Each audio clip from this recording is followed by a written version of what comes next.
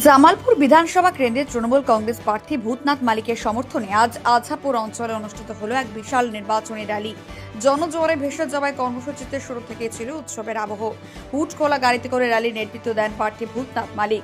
তার সঙ্গে উপস্থিত ছিলেন আছাপুর অঞ্চল সভাপতি ডক্টর প্রতাপ কুমার রাখিত। এছাড়াও এই কর্মসূচিতে যোগ দেন জেলা তৃণমূল কংগ্রেসের সাধারণ সম্পাদক শুভ্রনীল চৌধুরী সহ বহু দলীয় নেতাকর্মী ও সমর্থক। বাজনা বাজিয়ে ও স্লোগানে মুখর হয়ে ওঠে গোটা এলাকা। জয় বাংলা ধ্বনিতে মুখরিত হয় র্যালির পথ। প্রার্থীর গাড়ির পেছনে বাইক মিছিল নিয়ে এগিয়ে চলেন কর্মী সমর্থকেরা, যা র্যালিটিকে আরও প্রাণবন্ত করে তোলে।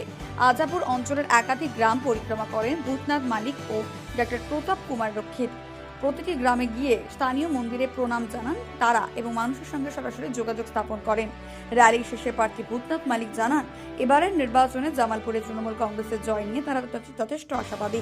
তিনি বলেন, বিভিন্ন এলাকায় ঘুরে মানুষের কাছ থেকে যে সাড়া মিলছে তা অত্যন্ত ইতিবাচক এবং উৎসাহব্যঞ্জক। আজকে সকাল থেকে আমাদের বাইক র্যালি ছিল প্রার্থীকে নিয়ে। আমরা গোটা আজাপুর অঞ্চলটাকে কভার করলাম এবং প্রচুর বাইক বেরিয়েছিল। প্রতি বুথ থেকে আমরা 10টা করে বাইক বলেছিলাম।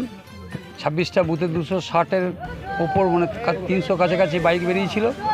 এবং মানুষ যখন আমরা রাস্তা দিয়ে যাচ্ছি, প্রতিটা গ্রাম কভার করছি, বিশেষ করে মহিলারা প্রচুর সমর্থন জানাচ্ছেন প্রার্থীকে, যে এবারে জোড়াফুল আবার ফুটবে, আবার নবান্ন হাইচটি আসবে।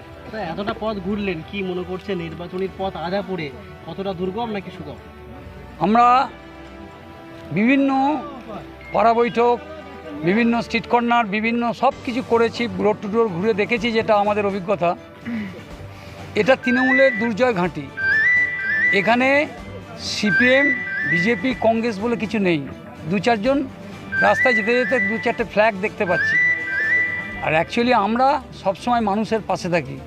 শীত গ্রীষ্ম বর্ষা মমতা ব্যানার্জি যেমন ভরসা, আজাপুর অঞ্চলে আজাপুর তৃণমূলের প্রতিটা বুথের কর্মীরা বা প্রতিটা বুথের সভাপতি, প্রতিটা বুথের লিডাররাই মানুষের পাশে দাঁড়ায়। বিপদে আপদে সবসময় তাদের পাশে দেখা যায়। আপনারা বিভিন্ন সময় তো নির্বাচনী কমিশনের উপর একটা বিভিন্ন বাধা নিষেধ, কি আপনাদের কোনো অসুবিধা হবে? দেখুন, বিজেপি 2019 সালে আমাদের লোকসভার 34টা আসন নেবে বলে ঠিক করেছিল, কিন্তু সেই আসন বিজেপি পায়নি। 2021-এর বিধানসভা নির্বাচন লড়ার জন্য আমাদের বাংলার গদ্দার মমতা ব্যানার্জি খেয়ে পড়ে মানুষ হলেন। শুভেন্দু ব্যানার্জিকে দিয়ে বাংলা দখল করার চেষ্টা, শুভেন্দু অধিকারীকে দিয়ে বাংলা দখল করার চেষ্টা করেছিলেন। কিন্তু দিদির যা প্রকল্পগুলো আছে, সবুজ সাথী বলুন, কন্যাশ্রী বলুন, খেটে খাওয়া কৃষক শ্রমিক বলুন, সবাই বলছে দিদিকেই চাই।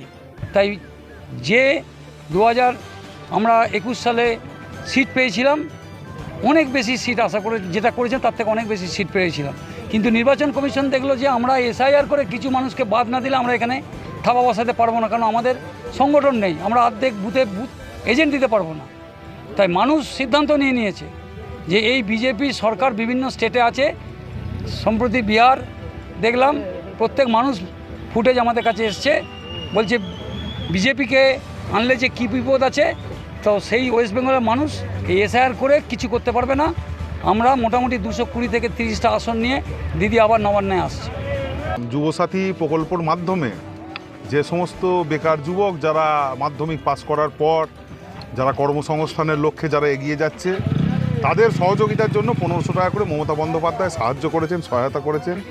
আমরা নিজেরা যখন যুবসাথীর ফর্ম ফিল আপ করাই, অনলাইনে যখন আবেদন করাই ছেলেদেরকে, তখন যে হারে গ্রামেগঞ্জের অল্প বয়সী ছেলেরা, ইয়ং ছেলেরা, বর্তমান যুব সমাজের প্রতিনিধি যারা ভবিষ্যৎ প্রজন্ম, তারা যে হারে সহযোগিতা করেছে, মানে এটা হচ্ছে কল্পনার অতীত। আজকের র্যালিতে তো তার প্রভাব দেখতে পাচ্ছেন আপনারা। শুধু অল্প বয়সী ছেলে, ইয়ং ছেলে। আমি অন্তত দায়িত্ব সহকারে বলতে পারি, জামালপুর ব্লকেতে যারা তৃণমূল কংগ্রেস করছে তার 50% হচ্ছে যুব সমাজের প্রতিনিধি, ভবিষ্যৎ প্রতিনিধি। সিপিএমের দলে আছে সাদা চুল, পাকা চুল, আর বিজেপির কিছু আছে যেগুলো নন ম্যাট্রিক, কিছু আছে মদ গেঁজা খেয়ে দেখবেন রাস্তায় দেখবেন ঘুরে বেড়ায়। ওই তাদের মানে ভোট করতে হয়, কিছু টাকা পয়সা এসেছে, সর্বোচ্চ শক্তি নিয়ে ওরা নেমেছে।